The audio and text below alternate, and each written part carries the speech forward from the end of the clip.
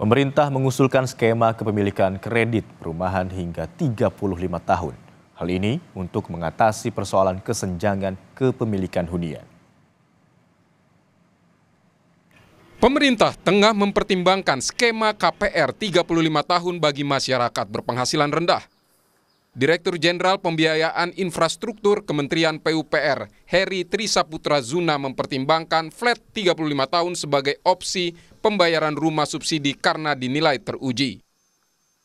Saya kira flat 35 ini bagus kalau kita adopsi, karena dengan skema fasilitas likuiditas pembiayaan, kita tidak bisa beli rumah susun di perkotaan, makanya kita dorong sehingga cicilannya lebih murah.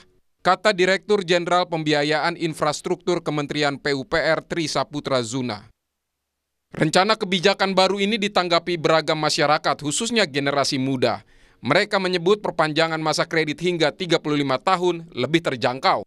Mungkin dengan adanya lamanya KPR ini, Gen Z jadi punya pertimbangan, jadi mungkin mereka bisa nabung dulu, nyicil dulu untuk miliki rumah. Jadi mereka kayak selain ada apartemen, ada alternatif lain buat miliki hunian kayak gitu. Zaman KPR.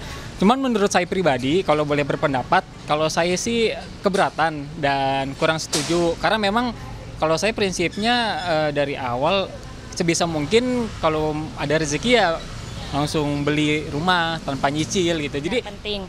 Mungkin dengan diperpanjangnya tenor untuk si KPR tersebut, untuk jumlah interestnya dari kaum milenial akan meningkat.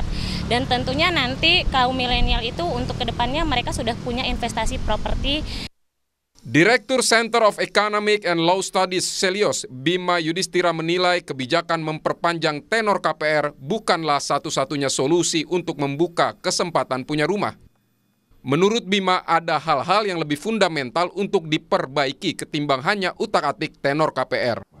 Itu ada pada harga tanah yang kemudian mengalami kenaikan melebihi pertumbuhan dari upah atau pendapatan rata-rata para pekerja. Kemudian selain itu juga suku bunga. Ini yang menjadi salah satu persoalan. Jadi kalau tenornya diperpanjang sampai 35 tahun, yang terjadi adalah para pekerja akan lebih lama lagi dia akan membayar cicilan. Dan ini juga tidak menyelesaikan permasalahan karena pekerja juga meskipun cicilan bulanannya sudah lebih ringan, seolah lebih ringan, tetapi bisa dibayangkan dia bisa melunasi sampai 35 tahun ke depan baru bisa hak rumahnya itu dioper atau diserahkan kepada si debitur KPR. Perpanjangan masa tenor hingga 35 tahun memang memperbesar kemungkinan properti tempat tinggal lebih terjangkau, namun dengan masa kredit yang panjang. Adapun harga properti perumahan rata-rata di kawasan Jabodetabek mencapai 2,5 miliar rupiah untuk rumah tapak. Pada kuartal 3 2023, Leeds Property Service mencatat harga rata-rata rumah dijual di Jakarta mencapai 5,4 miliar. Di Bogor 900 juta, Bekasi 1 miliar rupiah, Depok 1,8 miliar, dan Tangerang 3,1 miliar rupiah. Pemerintah perlu memastikan program KPR 35 tahun menjadi solusi untuk kepemilikan hunian pribadi. Namun masyarakat juga perlu paham mengenai risiko dan tanggung jawab finansialnya. Tim Liputan Kompas TV.